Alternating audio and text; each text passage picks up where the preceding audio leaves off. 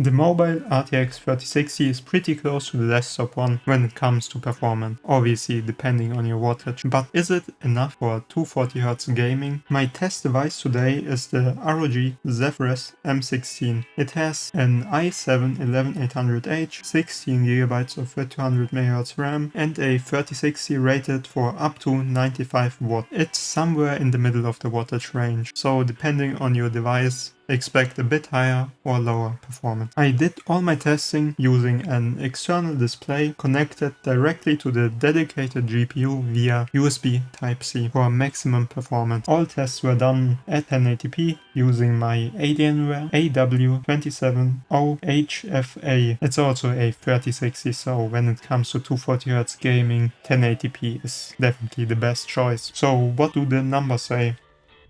I decided to start off easy, Valorant. Even with the high settings, VSync obviously disabled, it achieved 241 FPS on average, so perfectly suited for this monitor. Not that it will realistically improve my Valorant skills.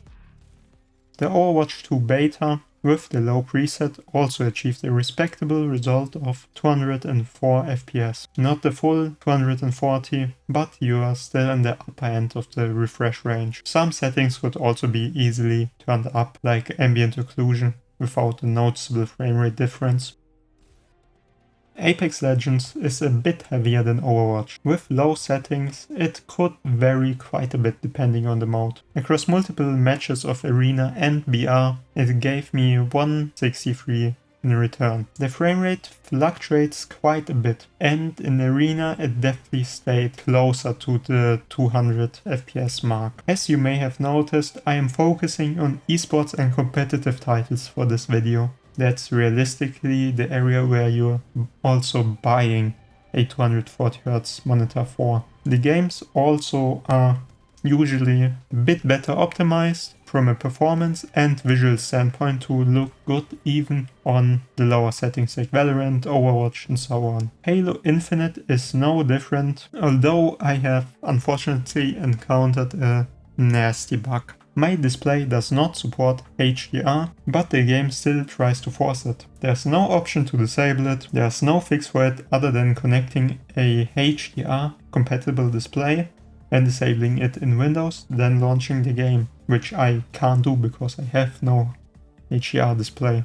So I apologize for the quite bad recording quality. Anyway, Halo is in a quite poor state currently. Season 2 is about to drop today. Hopefully this will fix my issues and improve a bit of the optimization. It gave me 146 FPS on average in Arena with the minimum frame rate set to 120. That's the highest you can set it to for dynamic resolution scaling. On the other side, Rainbow Six Siege, even with high settings and DLSS set to quality, achieved 237 FPS in the benchmark using the Vulkan API. Quite respectable.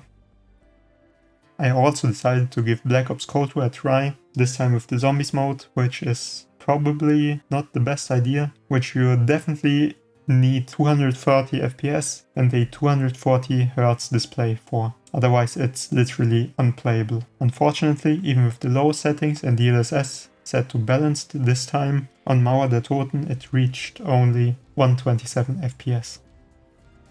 Just for fun, I also wanted to try out Forza Horizon 5 to see how it performs. I could get it to roughly 200 FPS, well, to 190 was the result. I even set the resolution scaling this time to performance, which is 50%, I believe. It created quite a flickery mess that reminded me of Test Drive Unlimited for the PS2. It got quite close, so if you are a competitive Forza Horizon 5 player, go ahead, buy a 240Hz display for your mobile 3060.